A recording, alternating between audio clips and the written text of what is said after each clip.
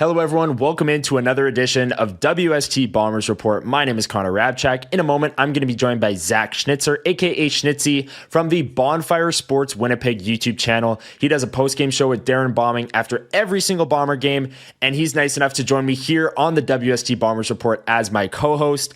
And today, we're breaking down one of the most bizarre football games I think I've ever watched. The Winnipeg Blue Bombers win over the Ottawa Redblacks, as ugly as it might have been. So we're going to break it all down. We're going to get into the Blue Crew review, the questions from the fans, the buy or sell segment later on, and then at the end of the show, we will preview the Bombers' upcoming game against the Hamilton Tiger Cats. But before we do all of that, let's bring him in. Zach Schnitzer. How are you doing, Zach? We're finally talking about a win. The Bombers snap a 3-game losing streak. Bizarre, man. Like, I was telling Darren in our show the other day, I mean, this was kind of like a unicorn game. Yeah. It was like Strevler had 54 passing yards. This 3 game, completions. like they talk about the analogy I'll make. Like they talk about the CFL as a family and the Bombers are run like a family. This game reminded me of my family a couple weeks ago when my wife was sick.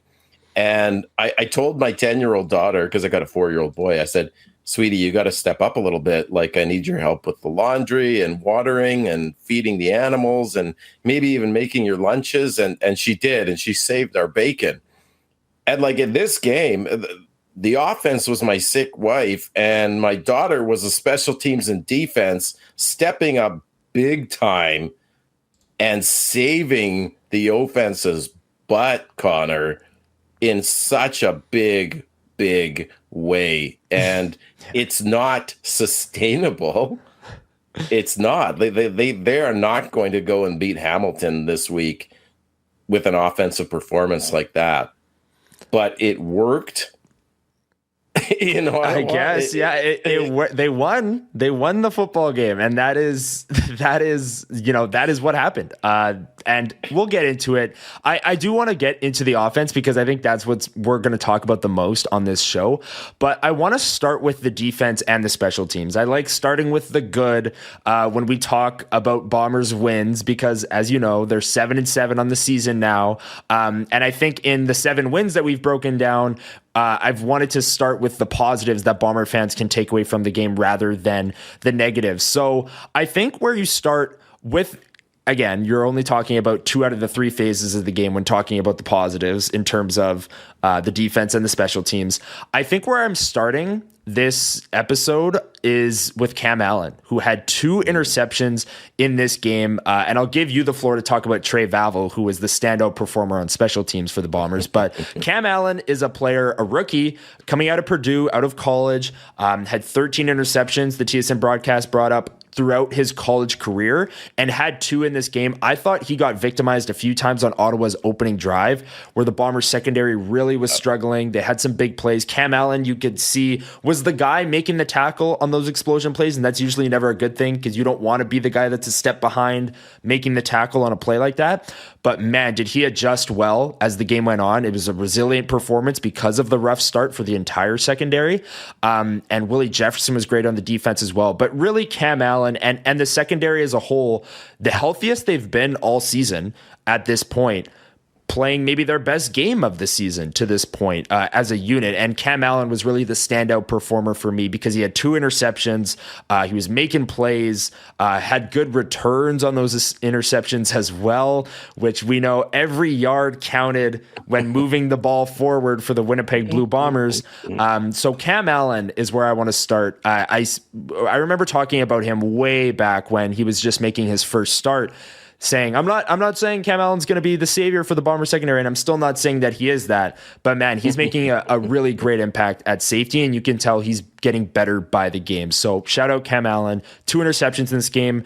One of the best players for the Bombers, definitely in the top 3, but I'll give you the floor, Schnitzy, to talk about Trey Vaval, who might be the most impressive Bomber from this game.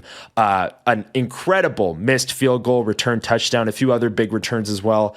How big was that for Trey Vaval to have another kind of statement game? He had the one against Toronto earlier in the year, but man, he was all over this game.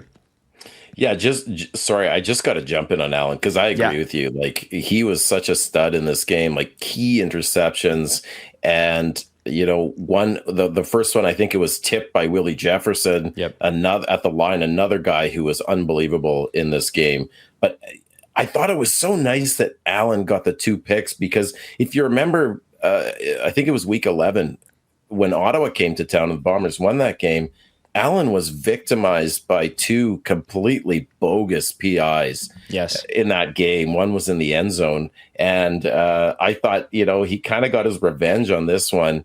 And like you said, those return yards were huge in a game where yards were at a premium. He had 90 yards of returns. One he almost broke for a TD. So I thought that was great. Now, like, did he make a great play on the ball? I think he was just in the right place at the right time on both of those picks. But hey, you got to catch those. And then he made hay with the returns. One was 61 yards, the other one 29.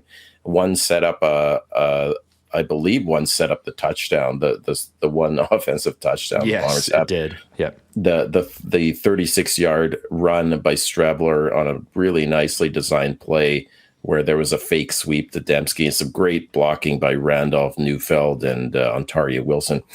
But you asked about Trey Vaval. This guy, bar none, was the player of the game, Connor.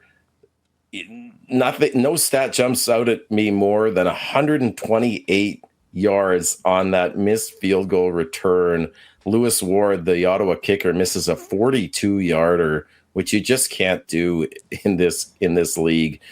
And Vaval, like 2 yards from the end of the end zone, sets a Bombers record. That's what this game took. Yeah. A player setting a franchise that's what, 1930, 95 years old. Yeah. Like a 95-year-old franchise record he has to set. And it was just a thing of, there was some great blocking on that return, but I think most people thought it would just concede the single there, take the ball in the 40, but it was just a beautiful piece of running from him. Wonderful blocking by the special teams, takes it back to the house. And to me, that really flipped the game, Connor, because the Bombers were down 7. Ottawa seemed to be moving the ball at will. They were about to go up 10. And the Bombers offense couldn't do anything. And Vaval, just that single play you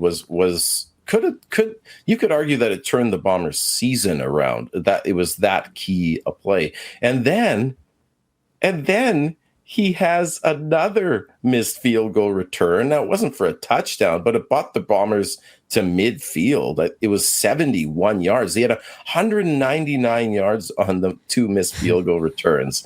It's crazy. Plus, he did decent in punt and kick returns as well. I believe he ended up with somewhere. I wrote it down here. I'll have to find it in a minute. Mm-hmm. But yeah, I thought Vaval was incredible. And then to top it off, he has to sub in because Jamal Parker goes down.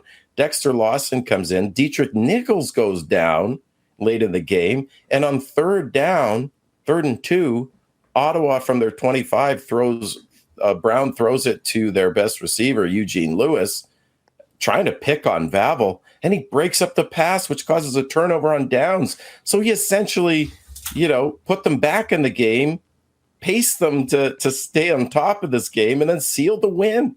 Incredible performance by Trey Vaval. And once again, like, Chris Hrabchak should be putting this guy in his will because the Toronto game, week 9, when Vaval had 2 return touchdowns that saved Hrabchak's bacon. Hrabchak threw 3 picks in that game, but the Bombers won.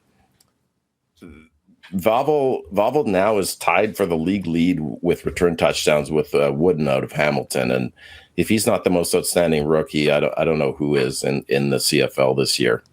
Yeah, Trey Vaval, absolutely incredible performance. I agree with you on that 100%. And he's gotten so much better as a corner. And I know that's such a like flying under the radar storyline when mentioning Trey Vaval, because he's had the dynamic games, the one against Toronto and now this one against Ottawa, where he just takes the game over and flips field position and sets Bombers records for missed field goal return touchdowns with 128 yards, which on that play specifically, it looks like he's going to get tackled about 5 times. And he almost comes to a complete stop about 5 times.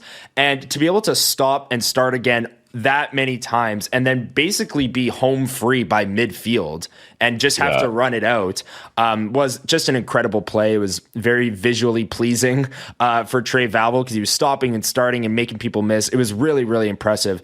And then for him to come in on third down, I love that you mentioned that play because that was such a key play in the game.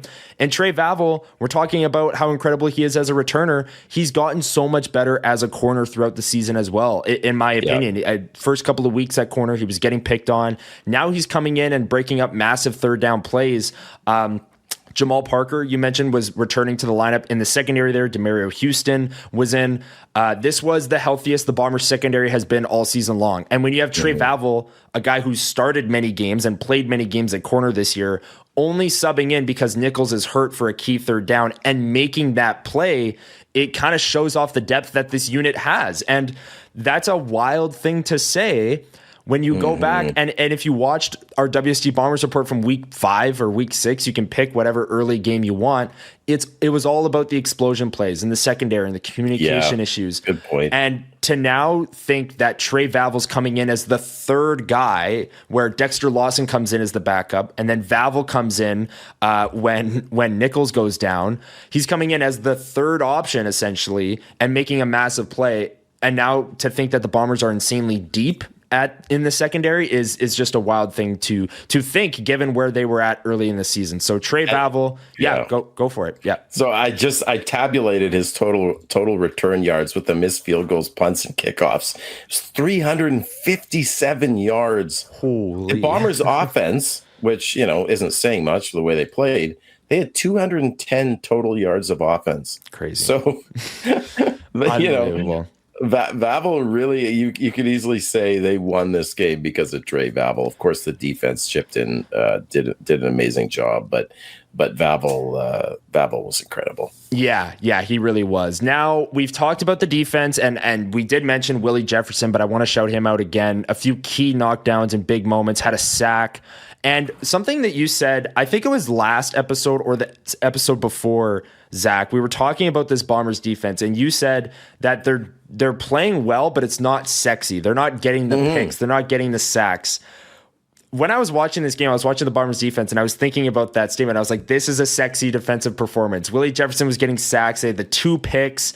They were knocking plays down. Willie with a few key knockdowns on third down and second downs. That was a defensive performance where it's not just bending and not breaking. They were taking it to the Ottawa offense. And Drew Brown's had some massive games this year. And I thought the Bombers defense did a great job knowing, and I've mentioned this many times this year as well, they've been on the field a lot because the Bombers offense is turning the ball over a lot. They were on the field a lot in this game, and they didn't get exhausted. They powered through it. It was just a great performance from the defense and the special teams. And when you look at the stats of the game, now, if you've been watching the WST Bombers report throughout the season, you know that second line on this graphic is usually net yards. But I changed it to passing yards because, as we all know, the Bombers barely passed the ball in this game. So for anyone listening to this on podcast, let me just run through some of the stats from this game. The Bombers win 26-18. Passing yards, 406 for Ottawa to 55 for the Winnipeg Blue Bombers passing yards. First downs, Ottawa doubled Winnipeg's, more than doubled, 25 first downs to 12. The big plays, however, were even at 2 apiece.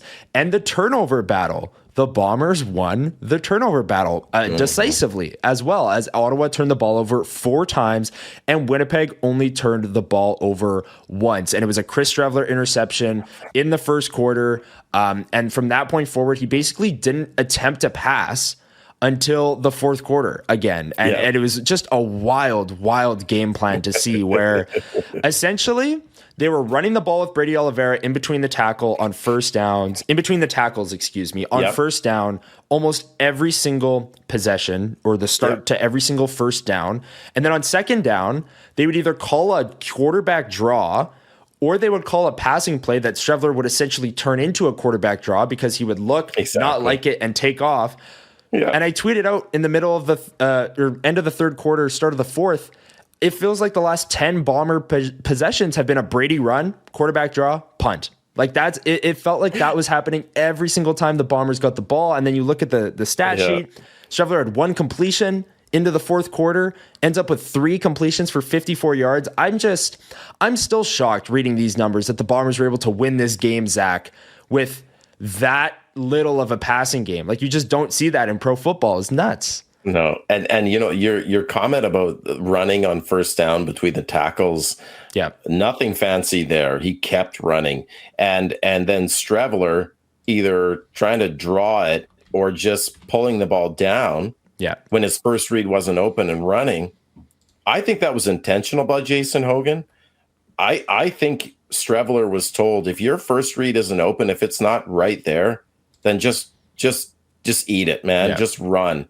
And I saw your tweet, and then today I was like, I wonder how many times the Bombers actually did that this game. Well, the Bombers had 14 offensive drives in this game. One, I don't think counts because it was off the Dedman fumble, the Michael Ayers forced fumble that set up the field goal with basically no time left. And the Bombers just ran one play to get it on the left hash where Sergio likes to kick from, Connor. Yep. So there's 13 drives. The Bombers went 2 and out on 9 of them. 9 of them. That's insane. That's 70% almost. 2 and outs. Like, Edmonton is the worst 2 and out percentage team in the CFL, and they go 2 and out on average 37% of the time. This was almost 70%. That's insane that they won this game. Crazy. And, you know, you look at Drew Brown's passing numbers, 406 yards. Strevler has 54. Where do those other yards come from? Like we talked about a minute ago. On Vaval's returns, he has 357. You add those up and the virtually identical numbers. But I digress. We were talking about Strevler. So of those 9 2 and outs, Connor, you're exactly right. 6 of them, mostly in the second half, are offensive possessions where Brady tries to run in between the tackles, A or B gap, was getting stuffed on most of them. But, you know, he chipped in with a 4 or 6 yarder. And then Strevler basically did a QB draw, or he looked around at his first read. If it wasn't there, he just ran it, and he got stuffed. He got hit hard a few times. Guys like Lorenzo Malden in there. It was all they had. And, it makes you wonder, well, why didn't Hogan try some more creativity?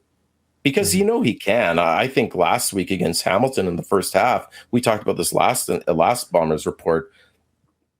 There was lots of variety, lots of flavor in that play calling, and it was chocolate, strawberry, Neapolitan, tiger, whatever. This was vanilla as it gets. And I just think, like, it's not like Jason Hogan forgot how to call a game. Not that he's the Paul LaPolice of offensive coordinators. He's still learning, and there's been a lot of criticism of Hogan. But in this game, I have to think that him and Jarius Jackson and maybe even O'Shea was like, listen, Strevy, the way our defense is playing right now, the way our special teams is playing, just don't turn the ball over. Whatever you do, don't turn it over. If throwing the ball, there's a risk of it getting turned over, interception, whatever, just don't do it. And it worked. And sure enough, late in the fourth quarter, Connor, they did put a drive together that basically put the game away. Went from 23-11 to 26-11. And then the Ottawa responded with a garbage time touchdown. But you saw Brady get going. And last thing I'll say about the offense, I think we're getting lost in how putrid the passing game was. And we're forgetting that Brady Ottawa knew Brady was going to run the ball. They stacked the box. Like, you've never seen a more vanilla, predictable offensive scheme in your life, probably watching football. Ottawa knew it was coming, and Brady still was able to churn out 100 yards on 20 carries for a healthy 5-yard average. Like that's insane. And it's not like there's any huge outlier runs that change the average. I mean, he was just churning out 5 yards, 5 yards, 5 yards. He had three runs of 10 yards or more. Like this is Brady bully ball, and he did step up in an offense that was otherwise fairly putrid. Yeah, 100%. And one thing that has come along for the Bombers offense, while their passing game seemingly is diminished week over week and the turnovers continued to pile up week over week, despite only having one turnover in this game, it feels like their running game, as the weather's getting colder, as the season's going on, is getting better. It's improving by the game. The offensive line is getting more push. Brady Oliveira is seemingly hitting 100 yards with ease on the ground these days. And yes, we can talk about the passing game for a very long time because they had 3 completions and barely attempted any passes throughout the game. But the running game is something that, when Zach Collaros is back, they're still going to need to run the football at a very high level if they want any chance to make some noise in the playoffs. If you can combine a good run game with a good defense and then any semblance of a passing game, like hit some average levels of passing game and not turn the ball over, that's the keys to success. And it's the things that we've been harping on all season long when it comes to this Bombers team and the offense, especially the turnovers. I do want to say, rushing as a team, so Chris Strevler included, 172 yards on the ground, 5.5 per rush. The running game, again, it seems like with Chris Strevler starting, it's obviously more effective because he's a threat as a runner and he takes off sometimes. He had the 36-yarder that set up their 1 touchdown drive offensively. But Brady Oliveira, like I said, he looks to be in MOP form right now. And whether it's Chris Strevler or Zach Collaros or Terry Wilson or whoever is at quarterback going forward, Brady Oliveira is going to need to be that version of himself for the Blue Bombers. And that's a very good sign going forward. Last thing before we move on to our segment, Zach, it's about the offense as well. Pour one out for Nick Demski's consecutive catch streak. When you only complete 3 passes in a game, there's not a lot of catches to go around. And Nick Demski, unfortunately, only had 1 target in this game. Didn't catch it. No catches. 84 consecutive games with a catch, Zach. Yeah. And the streak is over. The streak is over, unfortunately. Well, it's really synonymous with the Bombers that really don't care about those things. And right. I'm with them. Like, all that matters is that they win. But seriously, there was a 19-yard well, it was called a pass, but it was really just a pop pass to Dylan Mitchell for 19 yards late in the 4th quarter. And I thought, give it to Demski. I mean, he could get 19 yards. Come on. Like, they've done that this season too. I if my memory serves correct, I'm going back to the BC game and checking the stats right now. The BC road game. Yes, Nick Demski had 1 catch for 1 yard.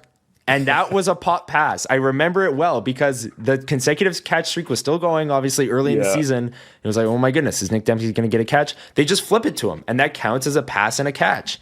And like you said, Dylan Mitchell got one of those. So one of the Bombers' 3 completions was just a pop pass, which is essentially a handoff. Yes. And yeah, I would have liked to see Nick Demski get that as well. Or even when the Bombers were on their final drive, just salting the game away. Just do a pop pass to him, and then he can just kneel. Like, I don't know. But again, if you ask Nick Demski about it, he'll say, I don't care. We got the win. If you ask Mike O'Shea about it, he'll say the same thing. Yeah. But it would have been nice to make it. It would have, you know what? It would have been, and it would have been a little bit of a hat tip to this guy who has been with the injuries in the receiving corps. Yeah. He's been forced to be the Bombers' number 1 receiver, and he's delivered. By all accounts, you look at his yardage, his leadership, like he's carried the mail for them, and it would have been nice to give him a little bonus.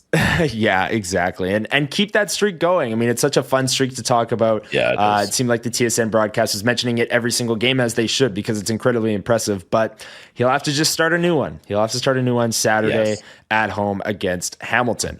Let's get to our first segment of the show. This is Buy or Sell. This is a segment where I pepper Schnitzy with questions, statements, comments about the Winnipeg Blue Bombers, and he lets me know whether he's buying or selling what I'm telling him. And if you're watching this episode, thank you. We really appreciate it. If you're enjoying, make sure you hit the like button and play along in the comments down below as well. Let me know if you're buying or selling what I'm trying to tell Zach about the Winnipeg Blue Bombers. Now, one thing that I've seen consistently on my social media timeline, Zach, over the last number of weeks, and it's getting louder as we near the playoffs, is that the crossover would be beneficial for the Bombers. And obviously you look at the West, you see Saskatchewan, you see Calgary, who have had the Bombers number. I mean, they're 0-5 against those two teams. And then you look at the East and you see, Hamilton at the top, but Montreal has been very up and down this season. You got Toronto and Ottawa that have also been very up and down, but more down than up. What do you think about the potential crossover? The Bombers are in third in the West right now, so it would be BC crossing over for that third spot in the East. But do you see the crossover as potentially the Bombers' best path to getting back to the Grey Cup? That's a really good question. And prior to the win against Ottawa, I was thinking, yes, go for the crossover because BC looks like a juggernaut. I don't think we're going to get third place. Calgary's been playing so well, although they got walloped by the Lions and lost their two first and second starting quarterbacks. You go to the East and I think the Bombers can hang with the Alouettes. You saw what they did in a 26-13 win a few weeks back, albeit with the Alouettes' fourth string quarterback. Mm-hmm. But they really utilized Brady well there in the pass game and running game, and I think that game against the Tiger Cats was a winnable game last 2 weeks ago. Now the Bombers just gave the ball away too many times, so I'm kind of hedging on it now because the Lions destroyed the Stamps, and I actually think the Lions are 7-7, the Stamps are 8-5. They lost Vernon Adams to another concussion. PJ Walker is out for the year. Right. So it's arguable that the Lions are in a better position to take second place. And I don't like the Bombers having to go into BC Place if the Bombers end up in third, which I think they would if the Lions keep playing the way they are. I would still, I think, rather go for the crossover at this point. We don't know what's happening with Davis Alexander in the Alouettes. I think if he's not playing, although I think he's 8-0 as a starter, which is insane. I think if it's McLeod, Bethel, Thompson, I think the Bombers eat them alive, and I think that's a winnable game. And I even think the Ticats are a winnable game. You saw how the Bombers didn't allow any explosion plays against Bo Levi Mitchell, mm-hmm. who's been lethal. Yeah. So I would still go that route. But the last thing I'll say, Connor, is that this almost makes me think of 2019, though. Just the way this season is going, the slump in the middle of the season, maybe rounding into form at the end, particularly with the defense, and then going on the road. If the Stampeders do maintain second place, you're going to the Stampeders on the road. Then you're going to Regina, and then you face Hamilton in the Grey Cup. Exactly, 2019 all over again. Let's do it. Maybe the Bombers trade for a savior, a quarterback if Kolarski doesn't come back. We can get to that in a minute. But I just talking it out now, I think I'd still like to go to the crossover route. And my fantasy is that the Bombers come back to home field for the Grey Cup as the visitors in the visitors' locker and play the Riders and beat them at Princess Auto Stadium, baby. Speak it into existence. I love it. Yeah, that would be. I mean, I went to Grey Cup week last year in Vancouver, and obviously it was Bombers Argonauts, but like a Bombers Riders Grey Cup in Winnipeg. The scenes before the week leading up, the parties, the Grey Cup festivities, if you will, would just be absolutely on another level. So that is something that I'm more than willing to try and speak into existence, because that would be fun. As much as my heart probably couldn't handle it, being in the building for a Grey Cup, Bombers Riders, and the stress that comes with that, That would be so much fun. So we'll we'll try our best to speak that into existence. But just quickly, my thoughts on the crossover. I still think that the crossover, the East is wide open. Hamilton, we'll get into it later on with our game preview, but this game to me at home against Hamilton, maybe Zach Collaros coming back in. I'm really interested to see if the Bombers secondary can hold Bo Levi Mitchell to 0 explosion plays again, because if they can do that and maybe show that they have something on this Hamilton offense, because that game was close. We broke it down last week. Go check it out. That game was a close game that was really defined by the 2 backbreaking turnovers. And the Bombers defense, like you said, rounding into form, at the right time. A lot of the CFL is just how good are you playing at the right time. Totally. I don't know. The crossover is really intriguing to me, but I still wouldn't count out the Bombers with the way this defense is playing, and if Zach Collaros can come back in the West or the East, but obviously the East is a bit weaker this year. So crossover definitely still intriguing to me. The second buy or sell that I am going to ask you, Zach, is this game Saturday against Hamilton. Now, Zach Collaros was limited every single day of practice. The Bombers practiced 3 times leading into this game against the Ottawa Redblacks. Zach Collaros was limited in every single practice and then questionable for the game and ruled out. I would not be shocked if Zach Collaros practices in full on the first day of practice and is just in. And he's the starter. He's the guy this week. You know, he's ramping back up slowly. If he's not, if he's still questionable, still limited in practice, still not a full go, we've talked about Terry Wilson, but do you think whether or not they should, I think, is beyond what we've talked about. We've talked about that. But do you think a game with 3 completions, one being a pop pass, which shouldn't even really count as a completion if we're being honest, do you think that could sway the Bombers coaching staff into giving Terry Wilson? No, you're shaking your head. Just absolutely not, Connor. Funny thing is, I totally agree. Like, there's just no way Chris Streveler will be the guy. No way they're not going to put Streveler in. And all week you will hear the messaging from Mike O'Shea about how fiery Chris Streveler is, how the guys will run through a wall, and how Chris Streveler ran for 72 yards and had his second longest run of the year of his career with that 36-yarder, how Chris Streveler has never come back from more than a 3-point deficit in his career, and he came back from a 7-point deficit in this game. Ottawa got the touchdown early. You know, I almost guarantee you that Chris Streveler will start, and it's bananas. Like, are you telling me that Chris Streveler's fire burned so hot that it galvanized the defense and special teams to that extent? I don't think so. They love Strevy. I love Strevy. But I think the defense and special teams looked in the mirror and said, we're going to have to win this game. And they did. The Bombers offense only had like 1 drive that they started and finished that didn't come off a turnover. Yeah. That ended up in a field goal, and it was penalty-aided at that. So, like, this offense was completely anemic, but they won't start Terry Wilson next week. Should they? Of course. Like if Terry Wilson can't get 3 completions in a game, then what is he even doing there? And that's another question, maybe. But if Zach Collaros can't go, Connor, and I think you agree, 100% they will put Chris Streveler out there. Yes. And if Mike O'Shea mentions 2019 again, I will lose my mind. I loved Hammer's rant about that. 2019, let's bring back all the players that were great in 2019. Mercy Maston, Nick Taylor, Drake Nevis. Like, let's just go whole hog. Oh wait, those players are all retired.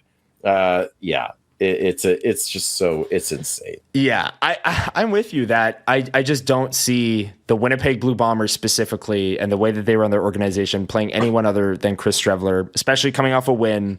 But again, I don't know when Zach Collaros will be back. We will see at practice this week how much he practices.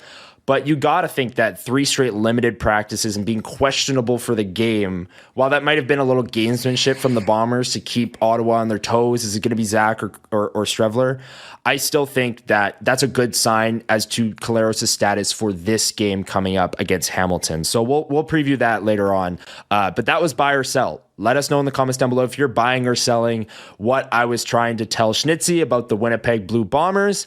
And let's get into our second segment here, the Blue Crew Review. Now, we're going to keep this short because both of the questions we kind of just touched on with the Strevler aspect of it and the completions and all of those things. Both Papa T and Leslie Mechnick, thank you guys for the questions, asked about, what is O'Shea seeing that the fans aren't when it comes to Chris Strevler, when it comes to the offensive performance, all of those things. So I know 2019 was a long time ago, and you just mentioned that, Zach, but where are you at on, why the Bombers keep going back to Chris Strevler, even though it's very evident that even maybe they didn't trust him as a passer in that game and were calling as many runs as they can? Is that maybe just the style of play that they want to play with when Strevler's in, or are they kind of boxed into doing so? I think they boxed themselves into doing so. They haven't given Terry Wilson any reps. Mm-hmm. They haven't given him the opportunity to show what he can do. And I've heard secondhand in practice that he throws a beautiful ball and he can run, but he's inconsistent. Well, he's not getting any reps. Mm-hmm. So I think they've boxed themselves in. And I think we've talked about the loyalty issue with O'Shea for a long time. I think O'Shea loves Strevler as a human being. He loves him because of Strevler's intangibles, the fire, the leadership. Yep. He revs up the guys in the huddle, all of those things. O'Shea just loves that stuff. Mm-hmm. What O'Shea, I think, misses is that if you simply don't have the talent, then all those things don't matter. If you go way back, remember Sam Hurl, the middle linebacker I think he's out of Saskatchewan. He was hot garbage, but catching strays. Wow. Yeah, he was terrible. He was so bad that all they had him do was basically fill in a gap or blitz, and he would just run into a offensive lineman and fall down. But he was a grinder, and O'Shea loves those guys. And you know what? Who are we to argue with O'Shea? They've gone to 5 straight Grey Cups. Those grinders, you saw them on special teams in Ottawa. Those guys stepped up, breaking blocks for Vaval to return those missed field goals. They were exceptional, but you can't win games that way every game.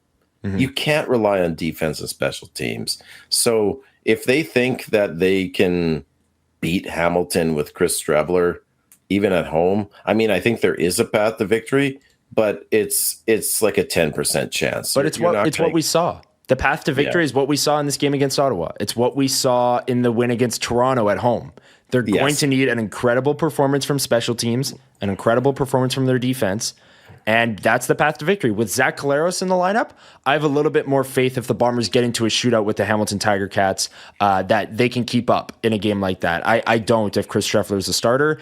And of course, stay tuned. Winnipeg Sports Talk Daily, Huss and Remo, 1 o'clock every single day, Monday through Friday. They'll have you covered with the latest from Bombers practice. That was the Blue Crew Review. Thank you for submitting questions, Papa T and Leslie. Really appreciate it. Again, more questions after wins, folks. We get tons after losses and then very few after a win. So more questions after wins, but thank you to Papa T and Leslie for submitting the questions. Now, the last thing we have to do on today's episode, Zach, is preview this upcoming game. We've mentioned it a few times on the episode, but the Bombers coming off of the win against Ottawa, the game before that, they lost to Hamilton. They're now going to welcome the Hamilton Tiger Cats back to Princess Auto Stadium.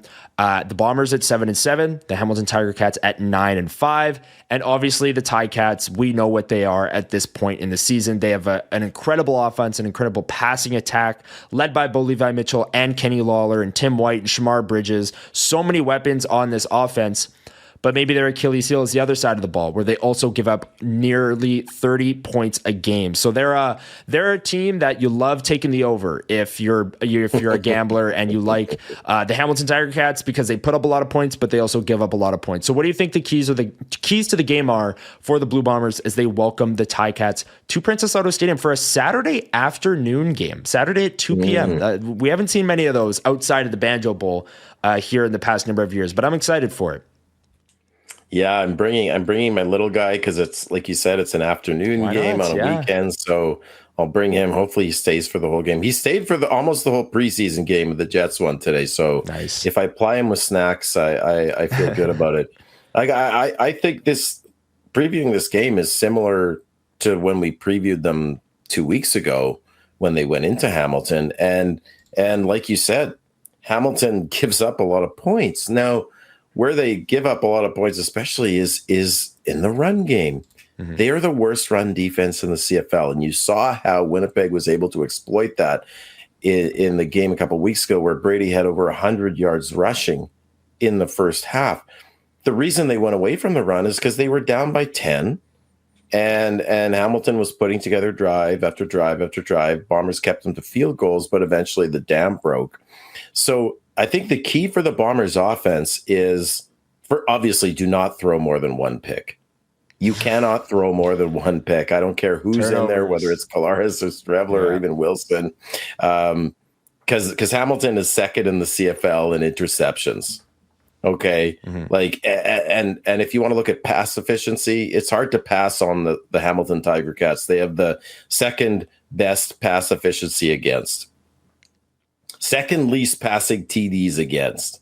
Second least big passes, 30 plus yard passes against. So, like, especially if Strebler's in, like, you just can't, like, they're going to have to do what they did this time, and that is run the ball. And I think that they're going to have to get a bit of a lead, Connor, in the first half so that they can keep running the ball and wear that Hamilton defense down and control time of possession.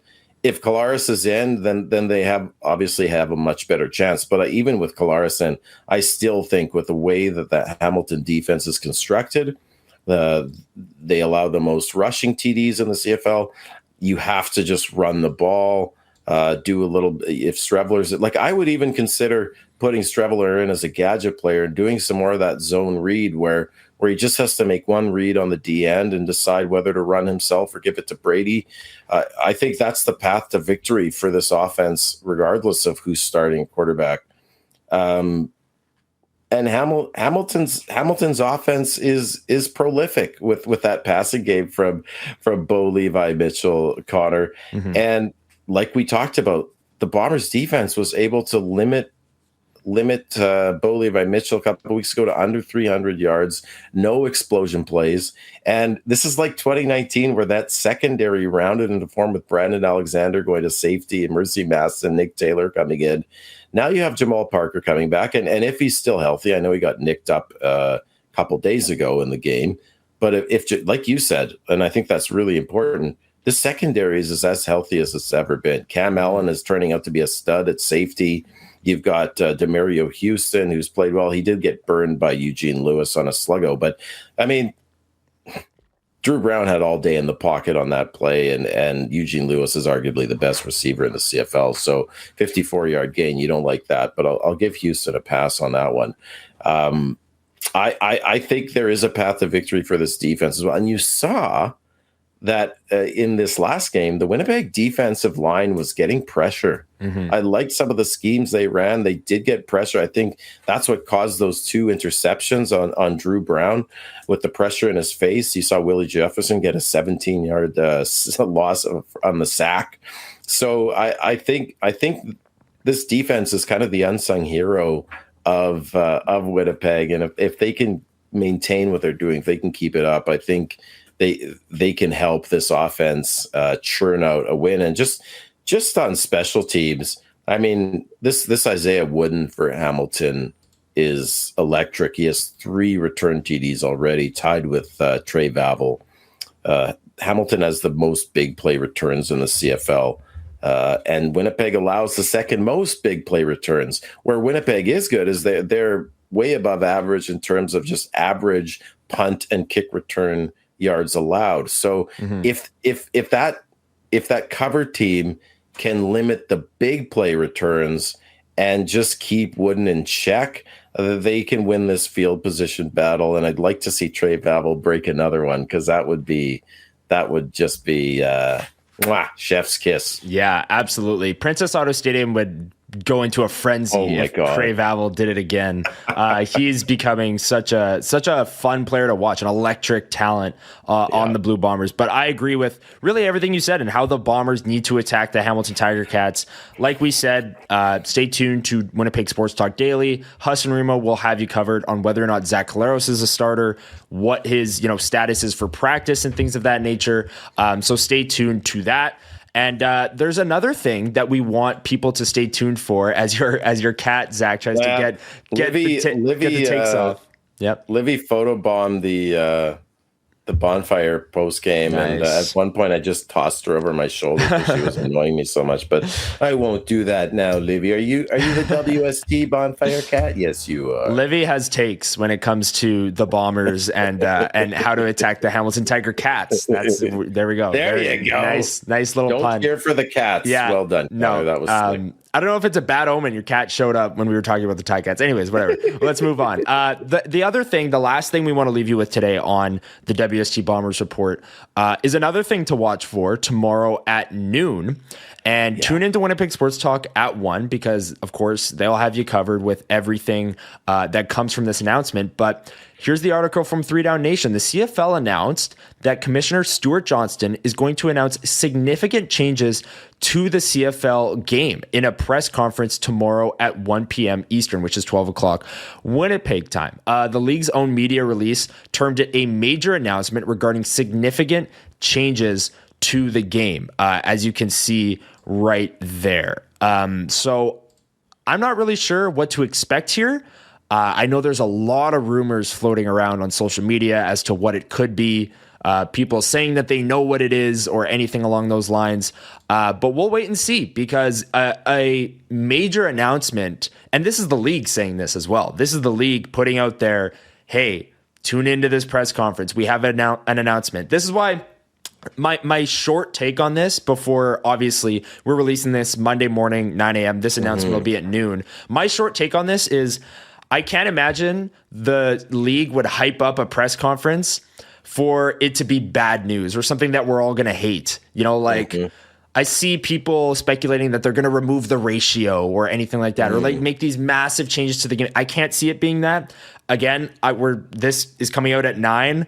It's going to be at 12. Maybe that's going to age poorly within 3 hours. We'll see. But again, a lot of rumors floating around as to what this major announcement could be. I'm very intrigued to see what it is as we are in week 17 of the season. So one would assume that any of these major changes are coming next year. And obviously, we'll stay glued to anything that the CFL announces in terms of major changes to the league.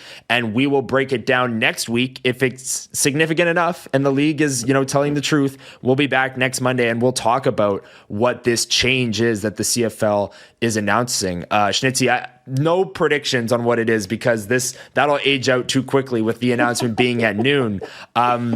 But just what were your thoughts when you saw that the league was kind of hyping up some major announcement coming? Like this is kind of a shock to me. I was also shocked, Connor, and I think your reasoning is sound from a communications perspective that they're setting themselves up for something huge here, 2/3 of the way through the season. So that's a peculiar timing issue. Not sure what to make of that. I think with the political climate in Canada, with the tariffs, with Donald Trump, people doubling down on being Canadian. If they chose now to make the field smaller, to go to 4 downs, to even look at the ratio, which I'm told they can't really do because it's in the CBA, but maybe they could negotiate something. I think that would absolutely. I think that would make most fans. That'd be very bad PR. Yeah, very bad PR at this time. Now. I agree with you. So, and that's kind of where my reasoning comes from. And we talked about this before we went live today. It's like I just recently graduated, and in my degree, I took public relations classes and things like that. If you have bad news or news that's going to be received poorly, you don't tell people, "Hey, we're making a major announcement with significant changes Tune in at noon. Like, you don't really tease it if it's something that everyone's going to hate and if it's bad PR. Usually, like, people make fun of all the time the bad news dump on Fridays before a long weekend. Like the Friday news dump at 5:00. You put out some bad news, people forget about it over the weekend, and that's it. I can't see the CFL on Sunday saying, hey, tomorrow we're announcing major changes at noon on a Monday when there's no CFL games and people can talk about it all week long just for it to be something that everyone hates when it comes to the league. Well, so, it can't be something insignificant too. Like it can't be just that they're getting rid of the Rouge. Like if they're getting rid of the Rouge, you don't make this kind of press release and media circus that'll be tomorrow, right? Like it's got to be something big. And not that we're making predictions, but if I had to guess, I guess that is a prediction. If I had to guess, and I really hope it's not 4 downs on a smaller field, because I think that's not even the problem with the CFL. It has other issues, like offense is up, completion percentage is the best it's ever been. Keep those things the same. But the one thing that I think would benefit the CFL is to get rid of the divisions, make the playoff race more interesting, because you're not going to get these sub 500 teams. Maybe they even have less playoff slots. I don't know, but maybe they get rid of the divisions to make the playoff race more intriguing. The other thing that they might look at is getting rid of this coaches cap. And I think, I disagree with a lot of Luke Wilson's takes, especially the way he goes about it. I think it's very inflammatory and insulting, but some of his takes about the CFL coaching cap, I think, are sound, because you can't pay the coaches enough. You don't have enough coaches. The players don't have enough time to practice. Like, I think that's an interesting take, and I think there's some juice to that. That if you can get better coaching, more practice time, then the product will improve. And I think that's important to CFL fans. The other thing is the command center. That's kind of been a circus this year, Connor. Maybe there's something, but it's so small, right? Yeah, I'm hung up on this the wording of it, the major announcement. The significant changes. Like the command center wouldn't be significant. So I don't know. Like this, I said this before we went live as well. This could be anything from a rule change to a business, finance, league, marketing change. Yep. There are so many angles that can really go, that the CFL can go with this, that I'm intrigued. I'll be tuning in. I'll be there 1:00, Winnipeg Sports Talk Daily, breaking it down, whatever it is. Dustin Nielsen, play-by-play guy for TSN. Love his calls. Tweet it out tonight, Sunday night, 7:30. The CFL will be stealing the spotlight in Canadian sports tomorrow. Like this is a thing. I don't know. I got to admit I'm nervous. Nervous. I just don't know. Stuart Johnson, new commissioner. Like this is his first big thing. I don't know. Big thing. Maybe they're just trolling and it's just some insignificant. Yeah, whatever. But the thing I just thought of, Connor, is your point on public relations is really sound, because it's interesting that they're doing this now because hockey season hasn't started, right? We know how really most Canadians will prioritize hockey once it starts in October. This is just preseason. And if you wanted to bury some bad news, do it on October 9th when the Jets home opener, when people are going to be pissed off for a couple hours and then they're going to watch the Jets game or the Habs game or whoever your team is in Canada. So it's fascinating timing. It really is. I have to work tomorrow, my regular day job, which is non-football. But I'll be honest, I'll be glued to my Twitter feed and then CFL.ca at noon, and I'll definitely look forward to WST's coverage just an hour later, because it'll be real fresh, and you, Huss, and Remus will, I'm sure, have interesting things to say. We will absolutely break it all down. So tune in 1:00 throughout the week, Monday through Friday, for the latest on the Winnipeg Blue Bombers, the Winnipeg Jets, the CFL, as Dustin Nielsen says, going to steal the spotlight. Maybe that's the lead story on our show tomorrow. Regardless, we hope to see you there Monday through Friday at 1:00. And as for this show, WST Bombers Report, We release our episodes every single Monday at 9 a.m. Thank you so much for making it all the way to the end of the video. If you enjoyed it, make sure you hit the like button down below. And we'll be back next Monday breaking down the Bombers' Saturday afternoon game against the Hamilton Tiger Cats, 2 o'clock, Princess Auto Stadium. I'll be there. It's actually a Winnipeg Sports doubleheader as the Jets play a home game that night against the Calgary Flames in the preseason. So it's a little bit lighter. It's not quite like the Jets regular season historic game and the West Final. It's a random regular season game and a preseason game, but hey, a Winnipeg Sports doubleheader nonetheless. I'll be going to both games. Absolutely cannot wait. And we'll be back Monday breaking it down right here on the WST Bombers Report. So from Zach Schnitzer, I'm Connor Hrabchak. Thank you so much for watching. See you next Monday and enjoy the Bomber game this week, everyone. Have a good week.